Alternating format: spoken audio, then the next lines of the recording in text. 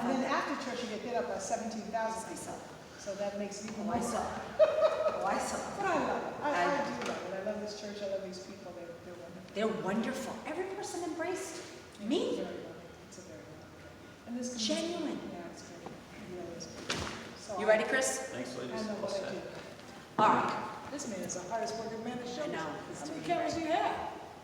Enough? New world. Oh my It's a new gosh. world. I love it. Looks great. It looks We great. used to have like 5 or 6 people in here. Yes, we know. Oh, you know those days. I've been in it a long time. You ready, Chris? Thank you. All right. That was otherworldly. Oh, really? Yes. What do you mean unreal? Well, no, you know, you kind of are in the spirit, so you really, I can't tell you. You were in the spirit, Yeah. in the moment. Yeah. This whole place. Yeah. It was beautiful. This is a wonderful church, and they're wonderful people, and there's a real palpable spirit here of God, I believe. So you never know what's going to happen. You never know. You feel it. This is where you want to be. This is where I'm supposed to be. I used to wonder about it, but when I'm in the pulpit or when I'm praying or when I'm whatever I'm doing in this environment, I feel it coming. It's funny because you were one of the greatest communicators. Please make that face at me. I Like, that's your Liz Walker. You're a preacher person. You're Liz Walker, but you were, and that's why you connected with the audience on television when you were a news anchor for so many years, and they loved you. And now you're doing it here in this totally different environment with real life people. Do you like that? You know, what really pulls me to this church is this community. This church stands in a real interesting community, a very transient community, a community of great needs, a community that struggles with lots of issues. And so this church has always been a power in this community, in kind of giving ways, and mercy ways, Right. and justice ways, and helping people ways. And that's what pulls me to it. The preaching I love, but I love more That's interesting. just this whole church role in this community. So it's not the community, it is the community. It's that, that's a part of it. But it's deeper than that. There's a power in being with what the Bible calls, and I mean no offense by this, but the least of these. People who really need you, people who need help. And this is a poor neighborhood, it's a working class neighborhood. It's a forgotten neighborhood in many ways. And so I feel I've been called to do this work with these people. And did you feel those things when you were on television? Not really, no. Right. I covered stories in this neighborhood, but I never looked in deeper than, whatever the shooting was, or the fire was, or the murder was, because this neighborhood is a neighborhood that generates those kind of stories. But these are real people, wonderful people, struggling people.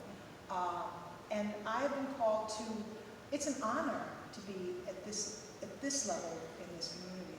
And I'm just honored to be here. So it's not what it used to be. I don't look at it differently, but I see real people who are wonderful. Beautiful people. Really, they are.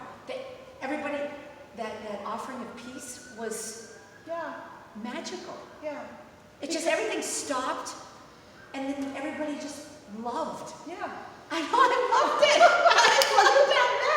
I might. And it's funny because what we practice here is love and compassion. Where do you get to practice that? Really? Right. Think about that. Where do you get to tell people that you care about them and that they matter? Yeah. I mean, that's what we do. That is what you do. It's funny, I found myself looking up at the pulpit saying, that's Liz Walker.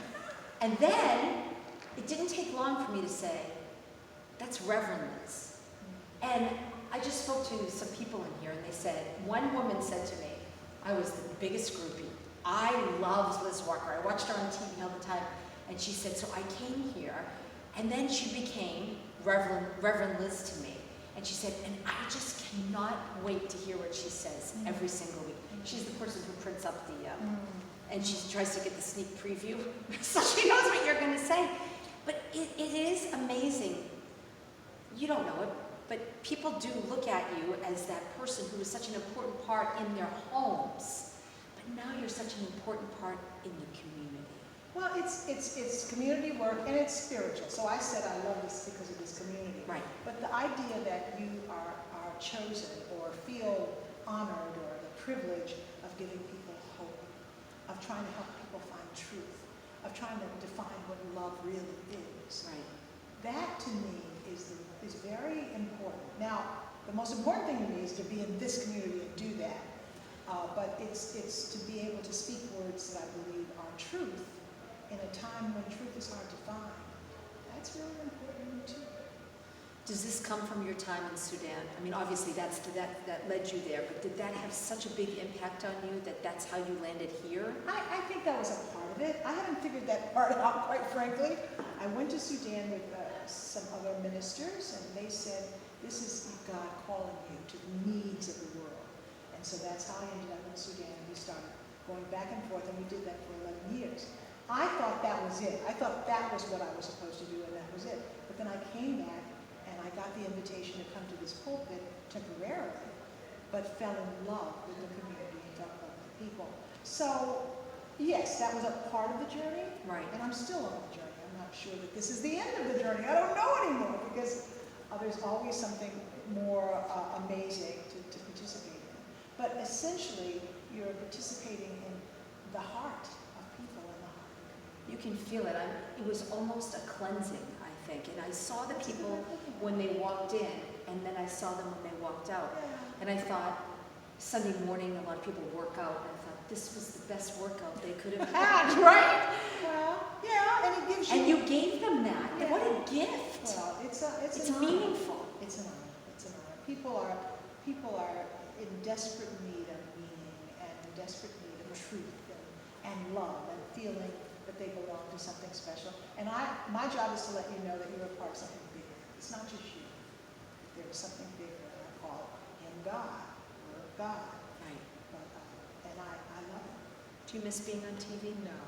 Why did you answer that so quickly, Liz? You'll see. Oh! No, you won't, because you're wonderful and you're great. But you know, when you're on TV, now this is not you, but for me, I thought that was all there was. And then you get off TV and you see there's a whole other world. There is. And sometimes this is not you, this was me. Sometimes you make TV your God. You know, it's all I do and it's all I think about. It's ratings and do they like me and is my hair right, is my makeup. And now I see the other side of life. So that's all. So now that you see the other side of life and you look back, you're grateful for that Oh, part my of the journey. goodness, are you kidding? That was a huge part of it. I'm not putting TV down, don't get me wrong. I know you're not. But I did that for then, and this is now, and I feel that there's more to life than TV, that's all I'm saying. And people loved you. Well, You know it. I'm just kidding. I'm sorry, let's start that Let's over. do that one more time. And people, they loved you. They loved you here. Every once in a while, I'll run into somebody who remembers me from TV. Every once in a while, somebody will say, I see you on TV all the time and I love you. I go, thank you, but I've been gone for quite a while. I go, okay. But mostly people say, I remember you, and that's nice. So that was a part of the journey. Right. And you were revolutionary in your role.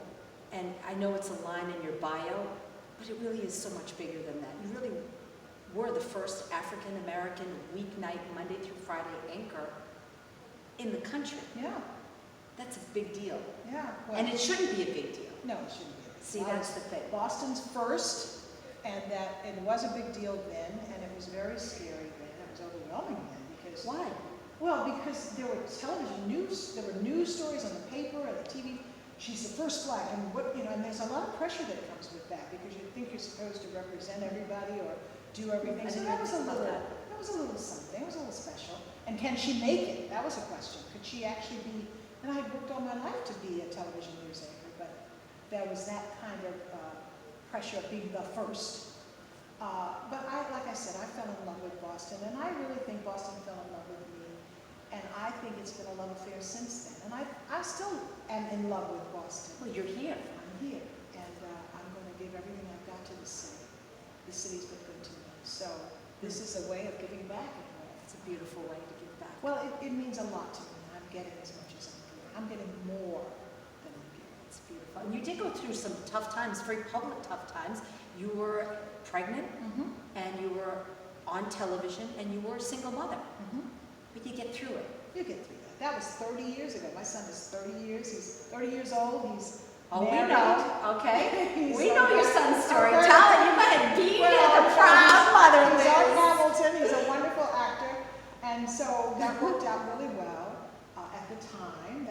the scary phase of life.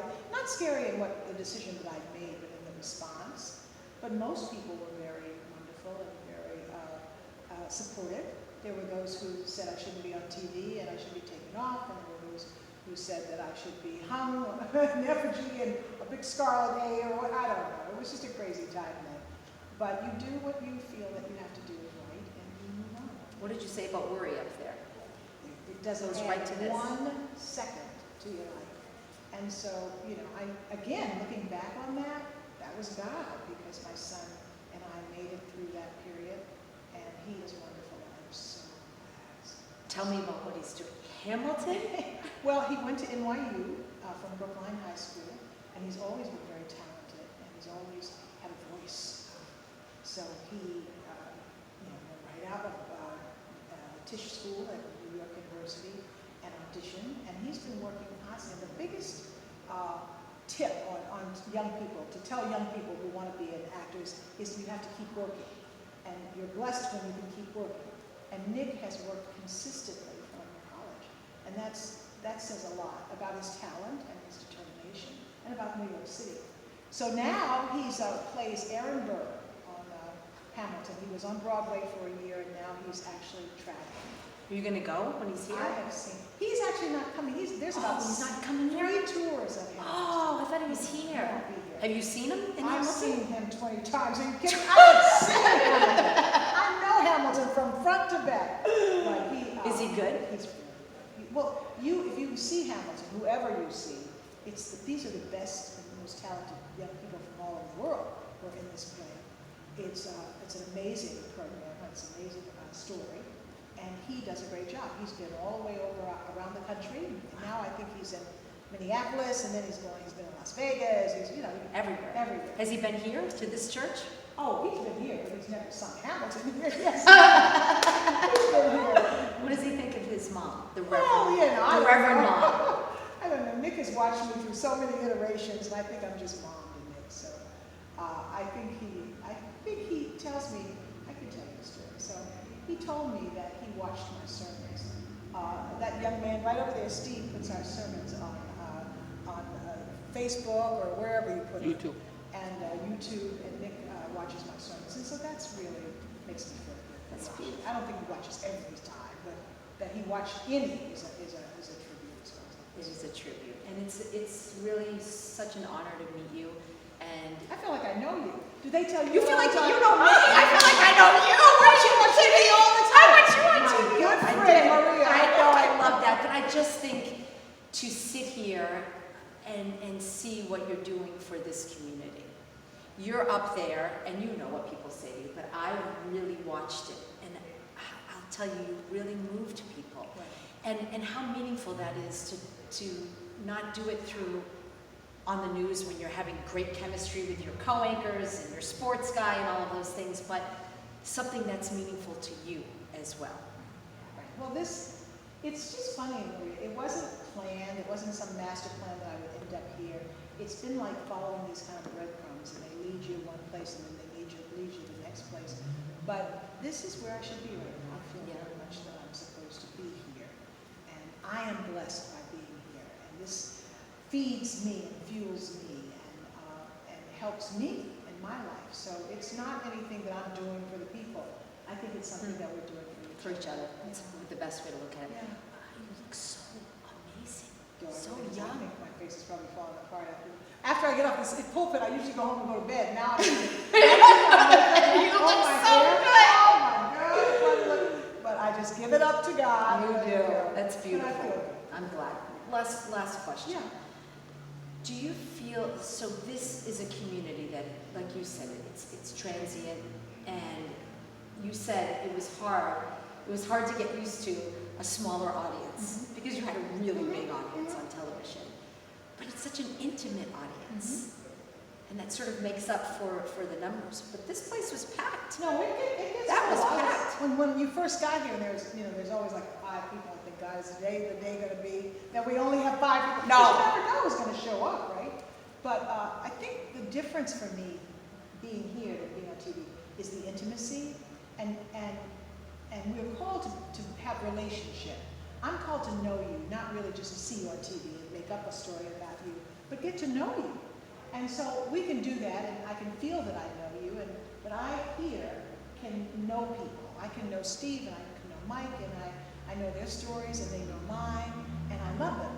And that's what we get to practice what it means to be humans at our highest level here. This is like a great laboratory of how to treat people right, and how to have compassion, and how to forgive, and all those kind of tenets, all those kind of parables, all those truths that we're supposed to live as people of God.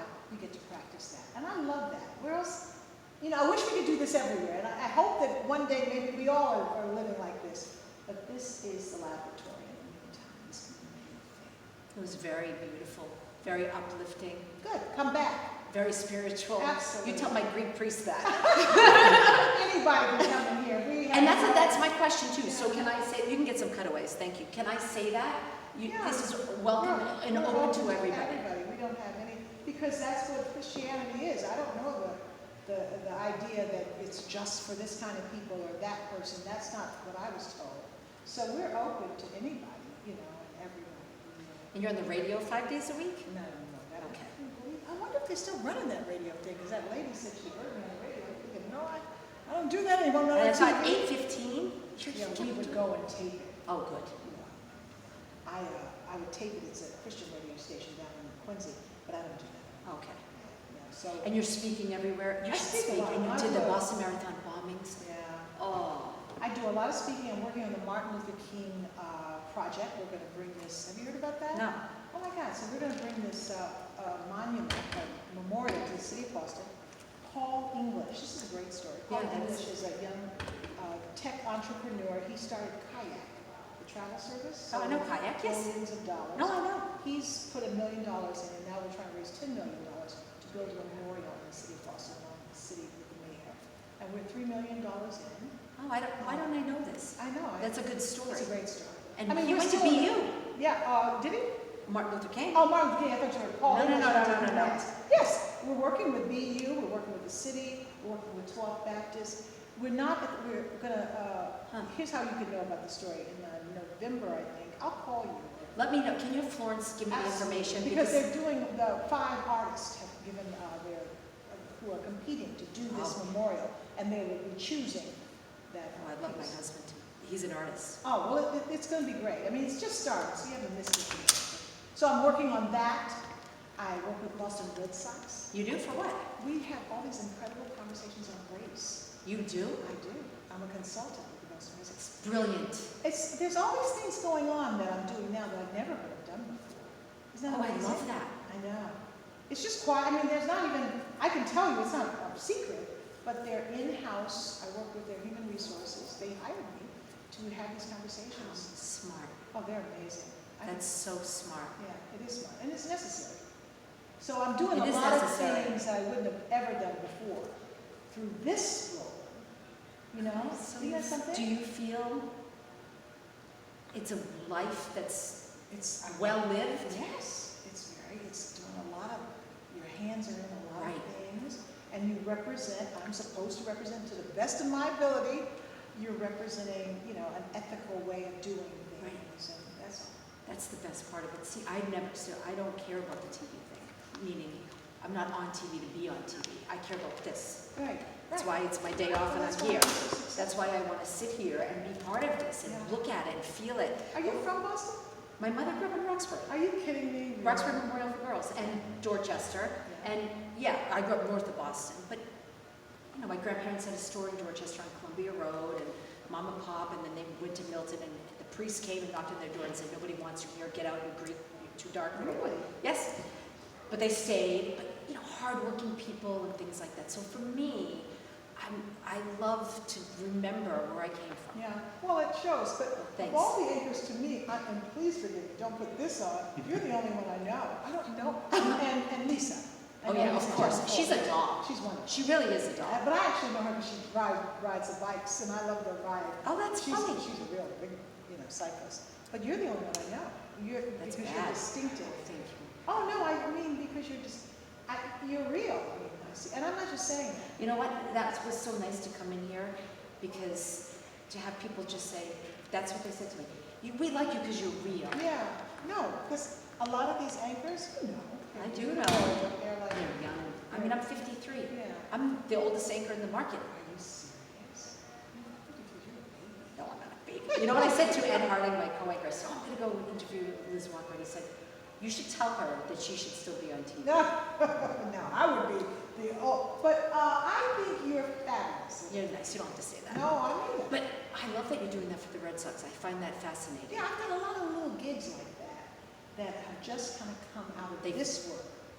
Really? I guess, I don't know, or people remember You what. should speak, though. But you should go on. I do a lot of speaking. I'm trying to work on a book. We have a, Look What at I- your story. Thank well, what I'm most proud of is we have, and you're not gonna, it won't be a part of your piece because you didn't hear any video of it, but we have a trauma center here.